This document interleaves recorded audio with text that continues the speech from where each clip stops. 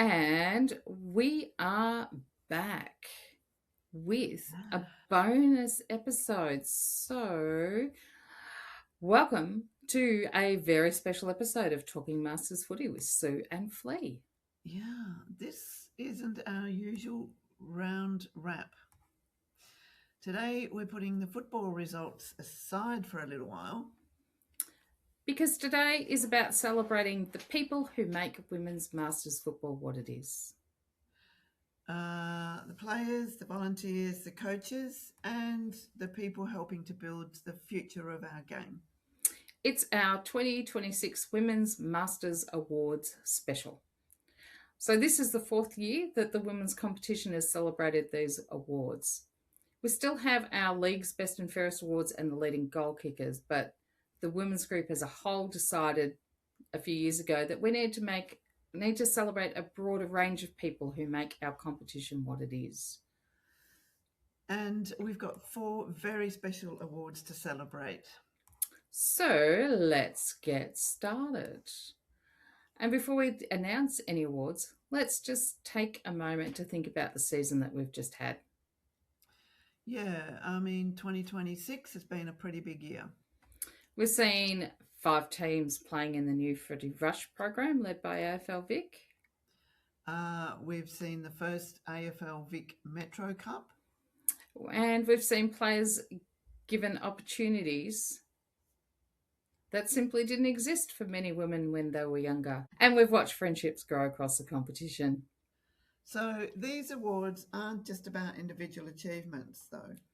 No, they're about recognising people who've helped make the whole competition stronger. So, to award number 1. And it is the Lynn Smith I Just Wanted to Play Footy Award. And our first award is possibly the one that captures the spirit of Masters Footy better than anything else. It is the Lynn, well, as Sue has already said, it is the Lynn Smith I Just Wanted to Play Footy Award. Okay, so who is Lynn Smith? Yeah, indeed. There's a lot about Lynn. So Lynn is a pioneer of Victorian women's football. She grew up avidly following the Carlton Football Club, and still does, and was a member of the cheer squad. But at the back of her mind, she always just wanted to play football. So in May of 1979, she actually put an ad in the Sun, the Herald Sun, asking if any women were interested in playing football. Because, of course, in 1979, that was the only way to get things out to the world. You put an ad in the paper. Yep. You know, wanted to meet someone, you put an ad in the paper. Oh, is that what you did, Flea? Yeah. No, I personally didn't. But, you know. Remember Valentine's Day? And they used to be pages of Valentine's messages? Yep. Anyway, I digress. Lynn wasn't expecting much from that, but, well, she had close to 100 women reply. So, from this, with a lot of hard work in the background, the Victorian Women's Football League began. So, moving forward to 2018, Lynn was a founding member of the then Melbourne Masters women's team, which is now morphed into being Port Melbourne Colts. Lynn was an attendee at the National Carnival in 2019 in Townsville, living her dream of playing in the Big V jumper. I also had a chance to have a chat with Lynn prior to the award ceremony. So let's have a listen to that before we go any further. Hello, people. Here I am. It's my very great privilege to be having a chat to none other than Lynn Smith. There's an award today named after Lynn, and I'm going to ask Lynn one question. So, Lynn, the award is named after the person who I guess most demonstrates the love of your award, which is I Just Want to Play Footy. What does that mean to you, Lynn? Tell me. Just want to play footy. You hit that nail right on the head, Flea, because that's what it's all about. It not only applies to me, it applies to everybody playing today, junior girls, senior girls, masters girls. It was always with me from a very early age, Flea. Just wanted to play footy, and of course back in the day when I was a child and growing up, it wasn't possible, Flea, but that wasn't going to deter me. It always stuck with me. Whatever's in your heart and your passion, growing up in a football mad, Carlton mad family, Yay, go Blues. it was never easy to erase, and I didn't want to. I just wanted to play football, and there was nothing around for me to play, no opportunities except matches with the Carlton cheer squad. But that was never going to be the be-all end-all. So the be-all end-all was to do something myself, start something myself.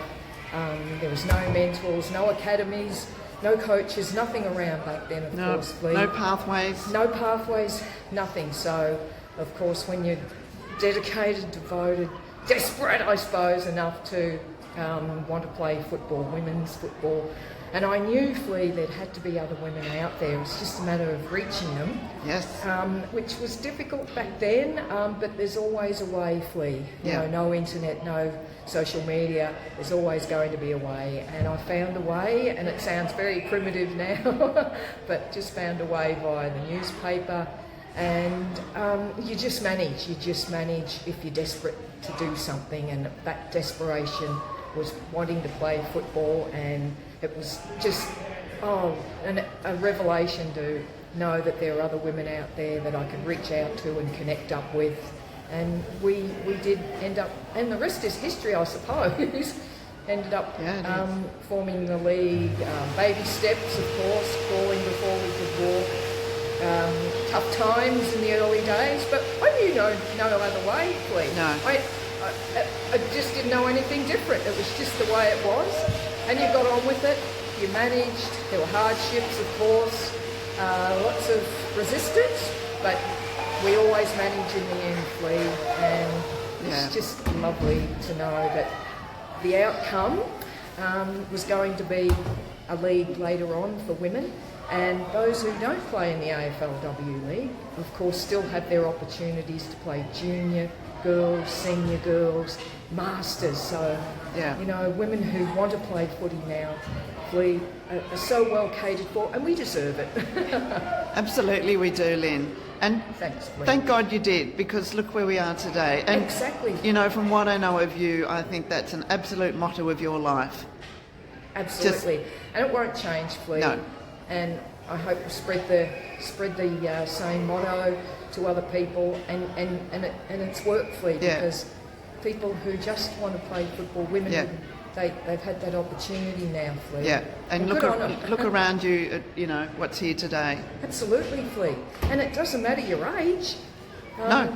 You know, I would love to get back into it at years of age, but injuries at the moment, unfortunately, just pulling me back a little bit, but I'll get on top of it, Flea, if you're desperate enough and you want to. Mind you, it'll only be the simple rush or non-contact. The non-contact, Lynn. Won't be anything serious, That's Flea. another pathway, Lynn. That's good enough for me, Flea. Yeah, and me. Thank you, Lynn. Thanks it's been so much, absolutely Flea. my pleasure. And my pleasure too. We'll get some photos of you presenting the award to add to this. Thank you, love. Thank you, Lynn. Sweetheart.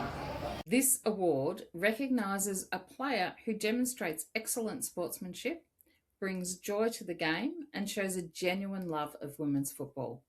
It's not necessarily about being the best player on the field. Mind you, the winner pretty much is one of those. It's about how you play the game and how you make the people around you feel. Yeah, and I will say that is something that Lynn is very good at. Yes. Just it's the nature of her. Yep. And the winner is... Drum roll. Congratulations to Sarah Carnevale from Parkside Spurs. Yay.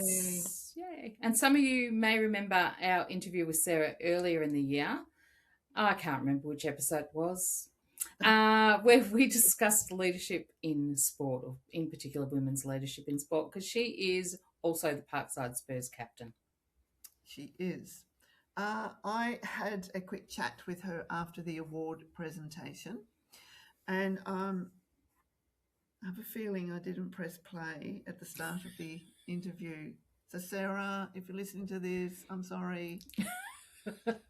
That's all right. I did one interview this year with someone where I just took a photo. But at least you got the voice in, I suppose. No. Oh, no, you wouldn't have got any of No, it. no voice, nothing. A photo. And yeah. Anyway, but the sort of things I asked Sarah were, what the award meant to her, what her journey I think has been this year in footy. It was a very popular award. Yes. Yeah. Very popular winner. Yeah. As was everybody that won an award. Yeah. I was blown away. She's just one of the many women that have created this opportunity for so many of us. Indeed she has. Yeah. So what's your favourite memory of this year, Sarah? I think it was seeing our first gamers take the field. There's nothing more terrifying, I think, and yet exciting. Yep. Definition of courage is running towards the thing that terrifies you, and every time you see a first gamer, it's never more real, and yet kudos to all of them. It's excellent. Yeah. Well, look, I think it's a well-deserved award, Sarah. It's a very popular winner and 100% absolutely. I think even seeing I've sort of got to know a bit of you this year in particular, and I think you absolutely encompass everything there is about the Lynn Smith Award. Well done. Thank you, Shake Flea. your hand. Thank you. Hug. Oh, thank you. On to award number 2. So our second award is something that Flea would like to start the chat with. Thanks, Sue. Our second award recognises someone you may not always, or who may not always be on the team sheet, but without whom the game simply couldn't happen.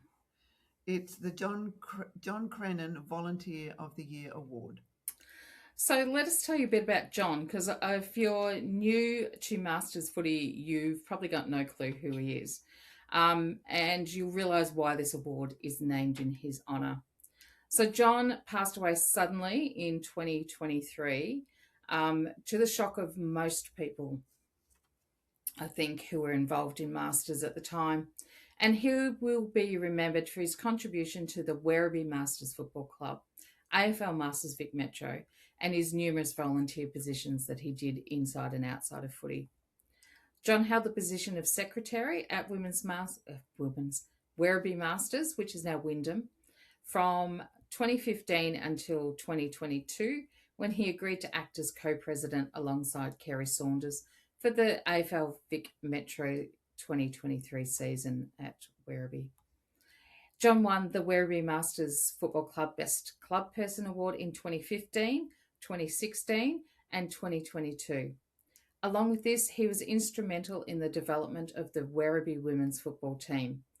You would see him at every game. He helped out, team managed equipment, did whatever he could to help with that development of the women's side.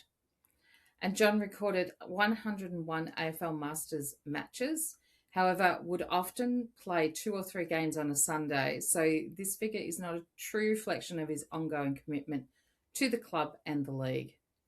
John was also a member of the annual AFL Masters National Carnival, representing Vic Metro on numerous occasions. So this award recognises a volunteer whose service goes above and beyond the contribution of other volunteers. And we've talked about volunteers throughout the season. Because they're the people who make the wheels turn. Often without asking for recognition. And the winner is... Congratulations, Flea! Fiona Butler, well done. Now it's my turn to interview you. So, Flea, tell me, why do you volunteer? Well, look, I personally volunteer because I actually really appreciate and value the club, our club. That's who I volunteer for, the Eastern Warriors, formerly Waverley Warriors. And I value everything that it provides for Masters football players, men and women. I just think it's, so much going on there for Masters, men and women. And in return for that volunteering, look, I'm appreciated. I'm well aware of that and valued for my volunteering. And to me, that's a win-win. Win for the club and a win for me personally. Yeah, absolutely. So tell everybody what you actually do at the club. I do everything. We know. That's why you were nominated. Look, principally, I suppose my biggest role is managing the canteen. And that comes because I have my background, my training, my qualification is in hospitality, catering, event planning. I worked in that field for 20 years prior to my current work. And, I'm a bit of a control freak. I just cannot stand walking into the kitchen and stuff is everywhere. I just have to get in and sort it all out. I like it to be organised. So that when we are having hosting days, when we've got training, anyone should be able to walk into that kitchen and go, that's where the tongs are, that's where the napkins are, that's where the sink is, that's where the dishwasher is. Yeah. And everything to me, it takes a person to do that, and that's my forte. Yep. It gives me pleasure doing it. I don't view that as a chore. Yep, I would. And you're on the committee too, aren't you? Yes, I've been on the committee since, probably 2018. As vice president. I think I've been vice president for 5 years. Yeah, and probably. Before that, a general committee member. Yep. And so you don't just help out when it's the women's team playing either. You jump in, help with the men's as well. So we're lucky at Warriors. We have a great ground. We have a good kitchen, and we've hosted, I think, I'm not sure if it's a record. I think we've hosted 6 rounds across the season, which is a lot. Predominantly men's games on Sunday, 2 women's. It's a lot of organising, and I like it to be organised prior to the day. Yep. That's what I like to do. Very good. They're often really full-on days, but that's okay. It brings in some good funds for the club. It does, that's true. And so what then do you think being involved in the women's competition in particular means to you? The competition means to me opportunity, inclusion, and a safe and secure space for me to be myself. Yep. And that, that's the same each round across the league and the season, or throughout the season. I just feel all those things, and that's I'm purely speaking from a personal point of view. Oh, absolutely. Absolutely. What do you reckon is the best thing about being involved? So you spoke before about can't even remember what you spoke about. Isn't that terrible? But you spoke before about what you get back. Oh, okay. Yes. The win-win, you mean? Yeah, the win-win. Yeah. And that, so the best thing actually is seeing, that win-win brings success to me. Success for our club, success in providing spaces successfully for hosting, the planning that brings it all together, is success in the fun events that we have, trivia, which we've run now, I think 2 years in a row. Yeah. Fun events for members, hospitality, having our kitchen organised and stocked, and that just gives me immense satisfaction. Yeah. And I guess also sort of friendships, life isn't just about work. If all life was work and go home, it'd be pretty damn boring. Yeah. So, being involved in a community organisation Yeah. gives kind of meaning to life, doesn't it? Yeah. God, that's Absolutely. deep. Is there anyone in particular that inspired you to volunteer? Or Well, somebody so, out in the volunteering world who inspires you? yeah. Well, so from memory, I didn't actually volunteer myself. You know where I'm going with this, don't you? Oh, no idea. Well, in 2018, when we first joined, we realised there's this massive event at the end of the year. Most or all clubs have them, known as a presentation dinner. And at some point during the year, Sue thought, I know someone, because I think you were already on the committee in 2018. Yeah, I got seconded onto the committee when I joined, yeah. Yeah. And they were looking for a bit of a subcommittee to be formed to plan a presentation dinner. So Sue volunteered me. I'm good at doing that. Yeah. I'm also really bad at saying no. So good combo.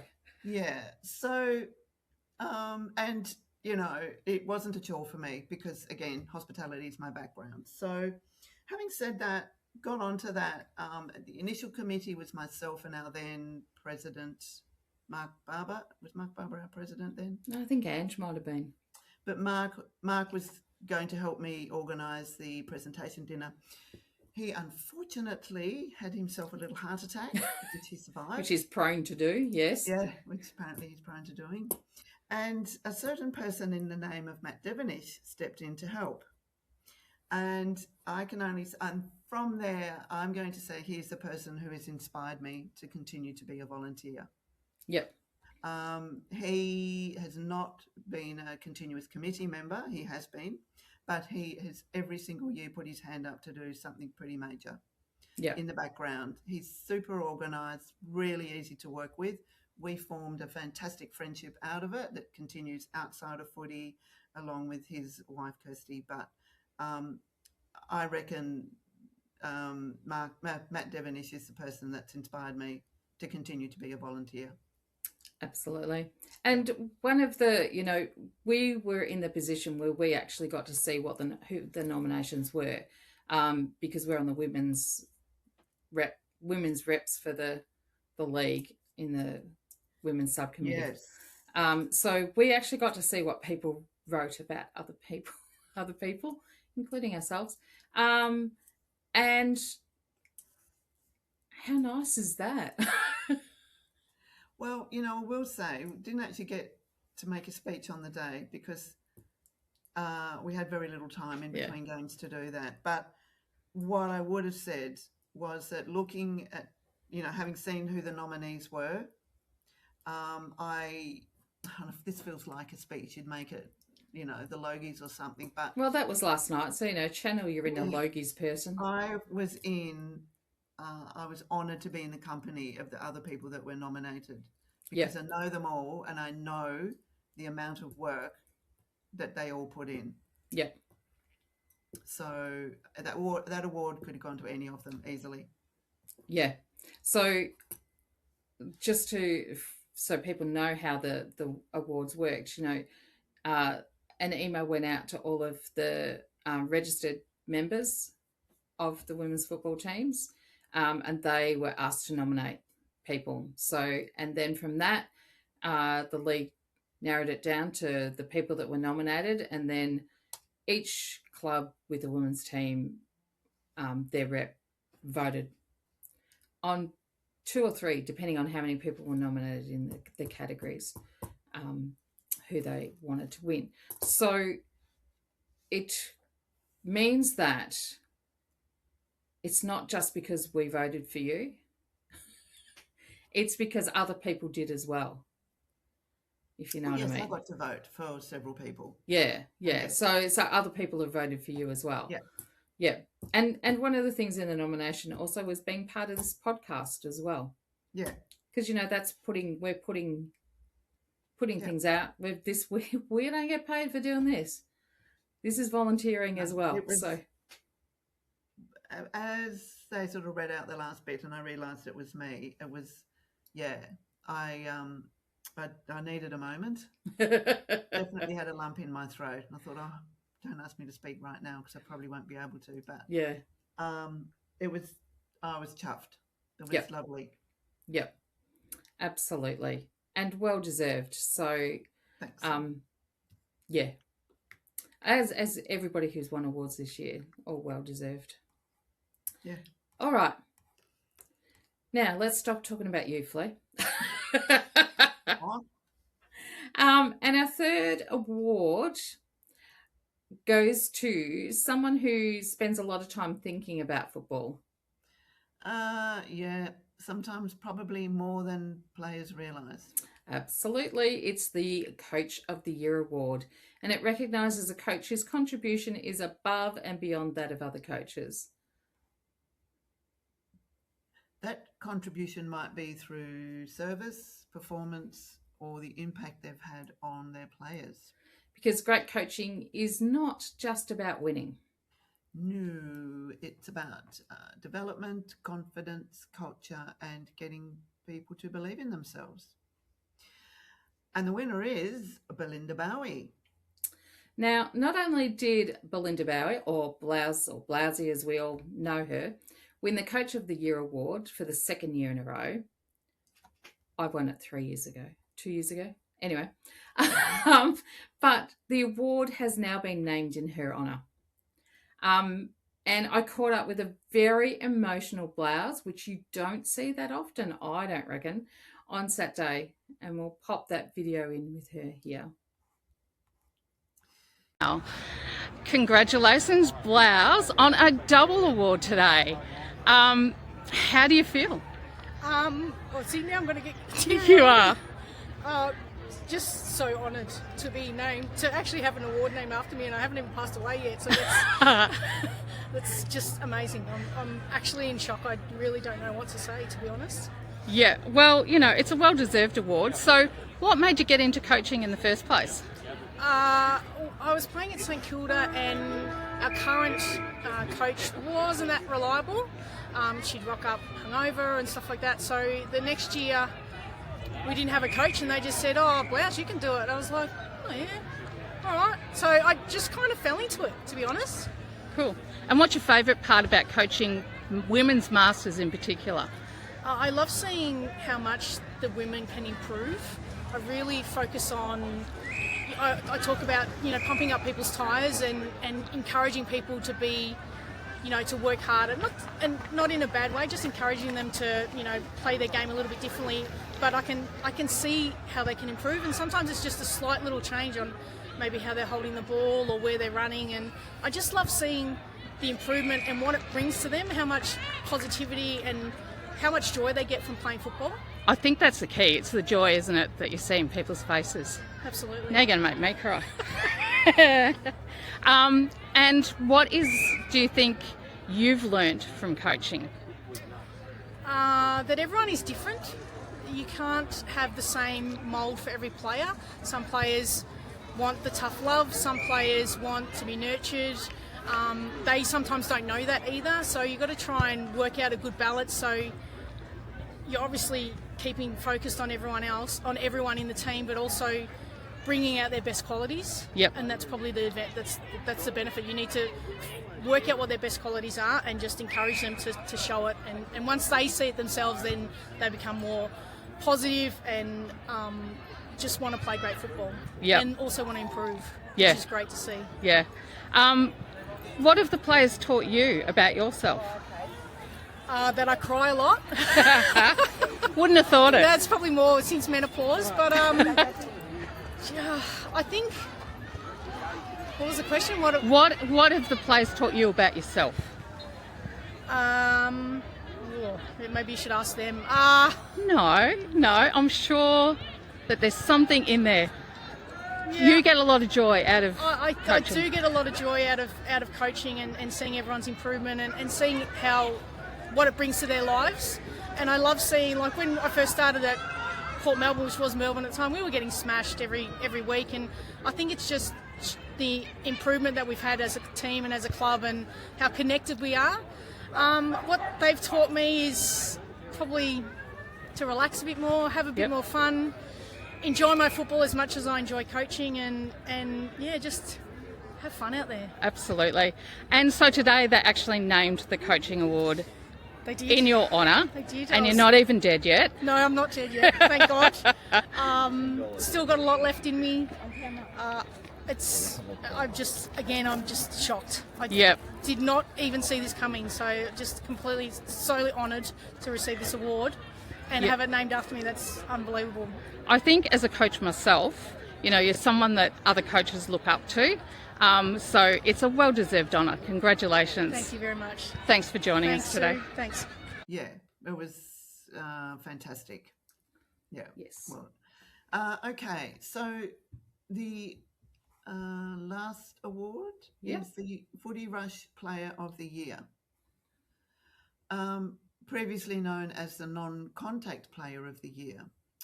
So we've watched this fledgling program grow throughout the season, and we've seen women embracing a different way of playing footy.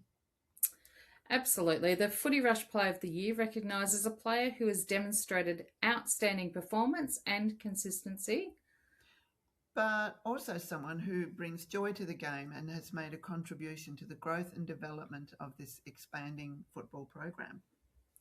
And whilst this may be the inaugural year of the Footy Rush Player of the Year, we have had the Non-Contact Player of the Year in previous seasons. Yes. So this winner becomes the Footy Rush Player of the Year. And congratulations to Kirsty Devonish from Eastern Warriors. Yay, Kirsty. So, unfortunately, Kirsty wasn't there on Saturday, so I accepted the award for her, and then people thought that I'd won it. Yeah, so people were congratulating you and saying, congrats, Kirsty. Yeah. So anyway, I didn't win it, but I have her medal safe and sound to give to her at training on Wednesday night. And we'll also grab an interview with her then, and we'll pop it in, even though she said, but I've spoken on the podcast before. I'm going to make her speak again. Good. Yeah, because this will be all about her. So, I forgot to interview Kirsty at training last week. So thus and therefore, we don't actually have an interview with her. However, I would like to report that her response to being awarded the Footy Rush Player of the Year was she was quite chuffed. So well done, Kirsty. Absolutely. Absolutely. Now, 4 awards for very different contributions. But there's a common thread through all of them. Yep, there's people making football better for other people. The player who brings joy. The volunteer who gives more than anyone could ask. The coach who helps others grow. And the player helping build something new through Footy Rush. That is what women's Masters football is all about. It's competitive, absolutely. But it's also about community. And friendship. Opportunity. And having a bloody good time playing footy. So, congratulations to all of our nominees and our 4 award winners. And a huge thank you to everyone who has contributed to women's Masters football throughout 2026. The season has shown just how much our competition has grown. And we're pretty excited about where it's going next. So we'll be back with our regular episodes as we head into finals. But for that today, congratulations to everyone being recognised. So, footy for fun. I missed even the start because I'm not looking at you. Hang on, let me find you. Okay. Footy for fun. Footy for fun. And we're just getting started. That was dismal.